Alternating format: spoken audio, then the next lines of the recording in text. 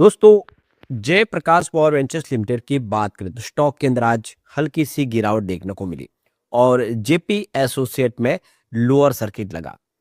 तो यहाँ पे जो बड़ी अपडेट निकल के आ रही है, जेपी एसोसिएट के सीओसी की वोटिंग जो है उसका रिजल्ट हमारे सामने आ चुका है। क्या है रिजल्ट उसको जानेंगे। आपको ये पता ही होगा, जेपी एसोसिएट इस समय बैंक करप्ट हो चुकी है और नीलाम हो रही है।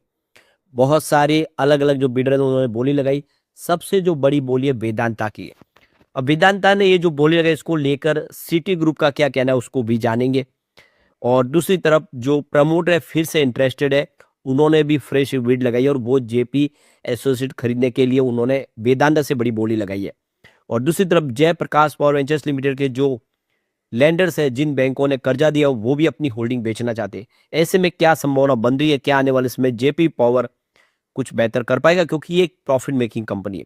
लेकिन फ्रेंड्स, उससे पहले अगर आप पहली बार हमारे चैनल पे आए तो चैनल को सब्सक्राइब कर दीजिए, एक बेल आइकॉन दबा दीजिए ताकि जब भी नया वीडियो बने पहला नोटिफिकेशन आपको मिले। वीडियो पसंद आए तो लाइक से जरूर कीजिए। चलो फ्रेंड्स, वीडियो स्टार्ट करते हैं। मैं हूं आपका दोस्त एस बी दवे और हमारे अपने चैनल ऑनलाइन कमाई में आपका बहुत बहुत स्वागत है। सबसे पहले जयप्रकाश पावर वेंचर्स लिमिटेड के कारोबार की बात करो, 17.99 पर क्लोजिंग थी, जहां पे 0.17% की गिरावट देखने को मिली। वैसे शुरुआत बिल्कुल फ्लैट हुई थी। आप देखो, फ्राइडे की क्लोजिंग 18.02 पर थी और वहीं पर इसने शुरुआत की। 18.40 का हाई भी बना, लेकिन ऊपर के लेवल से आ गई बिकवाली, जिसकी वजह से इसने 17.94 का लो बनाया। 18 का स्तर फिर टूटा। तो इस समय देख सकते हो कि थोड़े से लोग पैनिक कर रहे हैं। बाजार में भी इस समय थोड़ा सा माहौल ऐसा बना हो कि लोगों को लग रहा है कि बाजार में गिरावट होगी। आपको ये भी पता होगा कि बाजार के जो सबसे बड़े दिग्गज इन्वेस्टर हैं, जिन्होंने काफी बड़ा निवेश किया, वो है वॉरेन बफेट, और उस समय वो बाजार से पैसा निकाल के बैठे हुए। ऐसे में लोगों को थोड़ी चिंता तो होती है कि वॉरेन बफेट इन्वेस्टमेंट क्यों नहीं कर रहे। उनके पास सारा का सारा इस समय कैश है और उनको लगता है बाजार में भारी मंदी आ सकती है। अब इसकी परफॉर्मेंस देखें तो 3 मंथ का जो हाई बना वो 20.40 के आसपास है। उस लेवल से स्टॉक अभी नीचे, जबकि 1 ईयर का हाई इसका 27.70 के आसपास है और ये इसका 3 ईयर और 5 ईयर का भी हाई है। काफी जबरदस्त दौड़ लगाई थी, लेकिन स्टॉक उस लेवल से काफी नीचे आ गया। आप देखें, अपने ऊपरी प्राइस से स्टॉक काफी नीचे, लगभग 9 रुपए आपको इस समय ये स्टॉक डिस्काउंट में दिखाई देगा, क्योंकि 18 के आसपास आ गया, जो स्टॉक 27 तक चला गया था।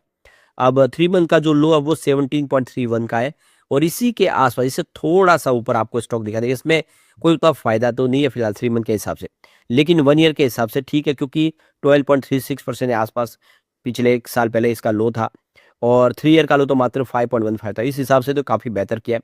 5 ईयर का लो उसका 2.20 के आसपास था। उस हिसाब से एक शानदार इसने रिटर्न दिया। वैसे आपको ये भी ध्यान होगा, कोविड काल में स्टॉक मात्र 50 पैसे के आसपास आ गया था।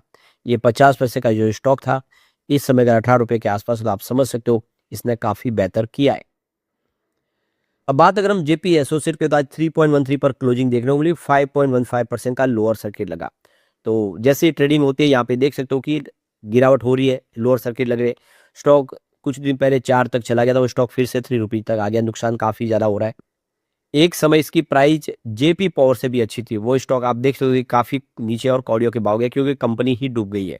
अब यहाँ पे जो बड़ी अपडेट निकल के आ रही है, जेपी एसोसिएट की तरफ से जो एक्सचेंज को जानकारी दी है, उनका कहना है कि यहाँ पे देखो कि कंपनी की जो सीओसी की मीटिंग हुई थी, आप देख सकते हो जेपी एसोसिएट के जो कॉर्पोरेट जो इंसॉल्वेंसी को कंप्लीट करने के लिए, इसमें 15वीं, ये जो 15 अक्टूबर 2025 को इनकी कंपनी की मीटिंग हुई थी। आप देख सकते हो ये लगातार मीटिंग का दौर जारी है। यह 22nd मीटिंग थी और इसके लिए ई वोटिंग रखी गई थी जो सीओसी के लिए। ये शुरू हुई थी, आप देखिए 28 अक्टूबर को 1 बजे, और ये देख सकते हो कि 31 अक्टूबर तक थी, शाम 9 बजे शाम तक। तो ये पीरियड रखा गया था 1 महीने का, जिसमें वो अपने वोटिंग राइट का इस्तेमाल करके प्रोसेस के खिलाफ या उसके फेवर में वोट दे सकते थे। अब इसका सीओसी का जो रिजल्ट है हमारे सामने आ चुका है।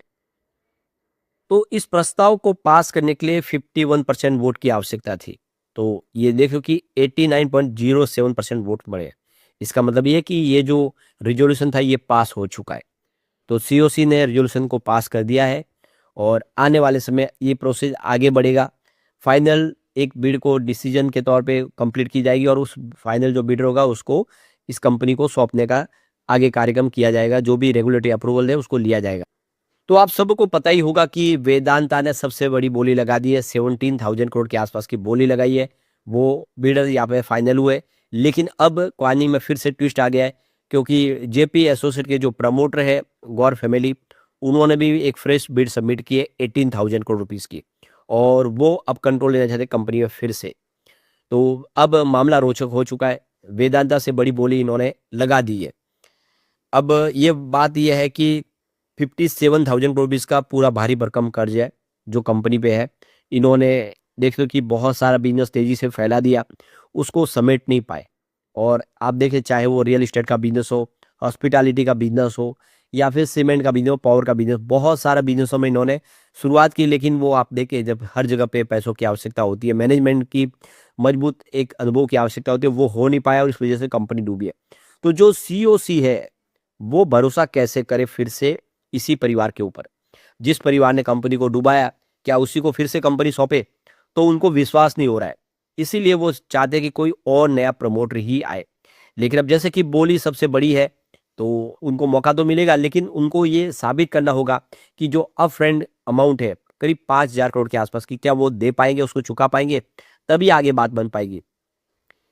तो हर कोई यहाँ पे बोली भले लगाए, लेकिन 5,000 करोड़ की जो रकम है अपफ्रंट, वो चुकाने के लिए किसकी हैसियत है, उसको देखा जाएगा। प्रमोटर से भी पूछा जाएगा कि आप एविडेंस दे कि ये पैसे आप चुका सकते हैं, तब हम आपकी बोली पे विचार करेंगे।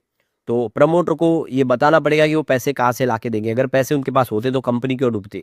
तो ये आप देख सकते कि प्रमोटर को अभी भी अग्नि परीक्षा जो है उससे गुजरना पड़ेगा। दूसरी तरफ अदानी ग्रुप भी मैदान में अभी भी है, उन्होंने करीब 12,500 करोड़ की बोली लगाई हुई है। तो ये देखना होगा कि आने वाले समय कंपनी किसके नाम पे होती है। अब यहाँ पे आप देखिए, सिटी ग्रुप इस समय वेदांता को लेकर फिर बुलिश है, उन्होंने अपने टारगेट को बढ़ा दिया है जेपी एसोसिएट के अधिग्रहण के बावजूद भी। तो यहाँ पे देख सकते हो कि यहाँ पे सिटी ग्रुप का कहना है कि इनके पास जो पावर एसेट का बिजनेस है वो इनके लिए काफी शानदार साबित होगा। दूसरे प्रॉब्लम और अभी भी है, उसमें कुछ अभी भी सवाल जो अनसुलझे हो भले, लेकिन एनसीएलटी का जो पूरा वेदांता का रेजोल्यूशन प्लान अगर पास करती है तो 3,700 करोड़ रुपीज की रकम अप फ्रंट में देनी होगी, और बैलेंस जो 12,400 करोड़ रुपीज की रकम है वो आने वाले 5 साल में चुकानी पड़ेगी। तो इससे थोड़ा-सा ज़रूर बर्डन हो सकता है कंपनी पे, लेकिन इससे इनको काफ़ी बड़ी एसेट भी मिलने वाली है, जिससे इनका बिज़नेस आगे आने में बेहतर कर पाएगा। तो सिटी ग्रुप का कहना है कि हमें लगता है कि वेदांता इसमें से कुछ जो एसेट है उसका मोनेटाइज़ करेगी। यानी वो एसेट जो उनके काम की नहीं है उसको बेचेगी, और वहाँ से पैसे निकलेंगे उनके। जैसे कि हॉस्पिटैलिटी का बिज़नेस है, रियल एस्टेट का बिज़नेस, तो वो उनके काम का बिज़नेस नहीं, उसको वो बेचेंगे। तो हमें इतनी चिंता नहीं है, वहाँ से जो फंड रेज़ होगा उसका वो इस्तेमाल कर पाएँगे। तो ये देख सकते हो कि एक तरह से देखो कि यहाँ पे इस पूरे मामले में सिटी ग्रुप का कहना है कि कोई चिंता की बात नहीं। जो पहले काफ़ी ब्रोकरेज हाउस की तरफ देखे तो जो सवाल उठाए थे, अब वो यहाँ पे कह रहे हैं कि वेदांता अगर इसका अधिग्रहण करता है तो कोई प्रॉब्लम नहीं है। वेदांता उसकी कुछ संपत्तियों को बेचे, उसे पैसे भी इकट्ठा करेंगे और उसको दे पाएँगे। तो कुल मिला के एक माहौल पॉजिटिव बना है। ऐसे में उम्मीद है कि आने वाले समय जल्द ही इसको एक नया प्रमोटर मिलेगा। और सबसे बड़ी बात है, यहाँ पे 15% के आसपास की होल्डिंग जेपी पावर में बैंकों की है, जिसमें सबसे बड़ी होल्डिंग तो आईसीआईसीआई बैंक है, करीब 10% के आसपास 9.97% की होल्डिंग है। उसके बाद में कैनरा बैंक की है 2.44% की होल्डिंग, और इंश्योरेंस कंपनी जिसमें एलआईसी शामिल है उनकी भी 1.38% के आसपास की होल्डिंग है। ये वो होल्डिंग वो बेचना चाहते हैं, रीस्ट्रक्चर स्कीम के तहत इन्होंने इक्विटी ली थी 2019 में, अब उसको बेचना चाहते हैं। और इसके लिए भी बोलियां लग चुकी है, आप देखें इसमें कोटक एसेट ने अपनी बोली लगाई है, वेदांता भी इंटरेस्टेड है, तो अदानी ग्रुप ने भी अपनी बोली लगाई। तो देखना होगा कि आने वाले समय पूरा ये मामला किस करवट जाता है और कैसे आने वाले समय संभावना पॉइंट में। लेकिन जो भी होगा जेपी के लिए अच्छा ही सिग्नल होगा, और जेपी पावर की स्थिति जो इस समय काफी नीचे आने वाले समय बेहतर होगा। लेकिन फ्रेंड्स, कोई भी इन्वेस्टमेंट करने से पहले अपने फाइनेंशियल एडवाइजर से एडवाइस ले ले, या अपना खुद का रिसर्च करे, क्योंकि मैंने वीडियो आपके एजुकेशनल पर्पज के लिए ही बनाया। वीडियो पसंद आए तो लाइक से जरूर कीजिए और चैनल को सब्सक्राइब कर दीजिए। Thank you friends.